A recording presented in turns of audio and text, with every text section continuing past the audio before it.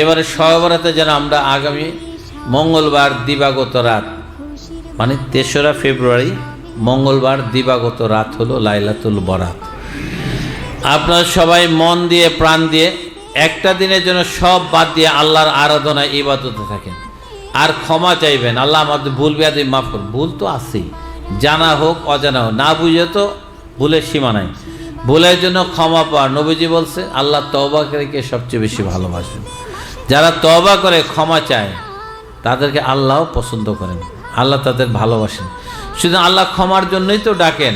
সুতরাং আমরা যেন ক্ষমাটা আগে আগে নিতে পারি, এবং মিটিংয়ের আগেই যেন আমাদের ভাগ্যটা সুন্দর একটা ফ্রেশ এসিয়ারের মতো একটা 1 বছর রেকর্ডটা যেন ভালো হয়।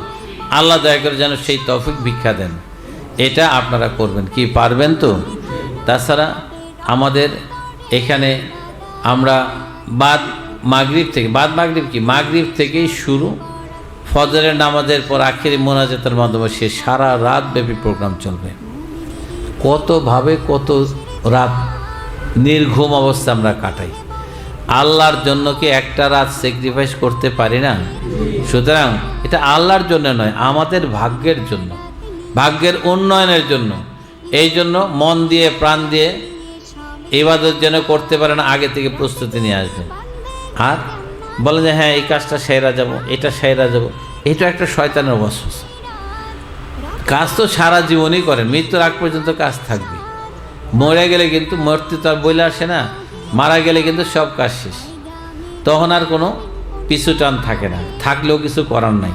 সুতরাং আগে থেকে প্রস্তুতি নেবেন যেন আপনারা লাইলাতুল বরাতটা একদম সন্ধ্যা থেকে, মাগরিব থেকেই পালন করতে পারেন, এবং ফজরের নামাজের পর আল্লাহর দয়া ভিক্ষা চেয়ে আপনারা বিদায় নেবেন, যেন মন ভরে প্রাণ ভরে ফায়েজ বরকত নিয়ে আপনারা বাড়িতে সৌভাগ্যের বছর হিসেবে আপনারা নতুন যাত্রা শুরু করতে পারেন। প্রতি বছরের মতো এবারও আমাদের এই বিশেষ আশিক রাসূল মাহফিলে শুধুমাত্র আশিক রাসূল ভাইদেরকে আমন্ত্রণ জানানো হয়েছে। রাজধানী ঢাকাসহ বিভিন্ন জেলা থেকে আশিক রাসূল ভাইয়েরা আসবেন। আর বোনদের প্রতি অনুরোধ রইল, আপনারা সেদিন বাড়িতে বসেই ইবাদত বন্দেগী করবেন, কারণ এখানে আপনাদেরকে আলাদাভাবে বসানোর মতো আমাদের স্পেস, জায়গা নাই। সুতরাং আপনাদের অসুবিধা হবে সেই চিন্তা করেই আমরা সিদ্ধান্ত নিয়েছি আপনার বাড়িতে বসে ইবাদত করবেন।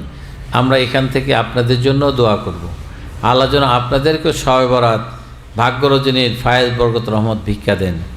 আজকের দিনে মহান রাব্বুল ইজ্জতের দরবারে প্রার্থনা জানাই, তিনি যেন দয়া করে আমাদেরকে এবারে লাইলাতুল বরাত যথাযোগ্য মর্যাদায় পালনের মাধ্যমে আমাদের আগামী বছরটাকে সুন্দর ও শান্তিময় করার তৌফিক এনায়েত করেন। সবাই বলুন আমিন। ওয়া আখিরি দাওয়ানা আনিল হামদুলিল্লাহি রাব্বিল আলামিন। আসসালামু আলাইকুম ওয়া রাহমাতুল্লাহি ওয়া বারাকাতুহু।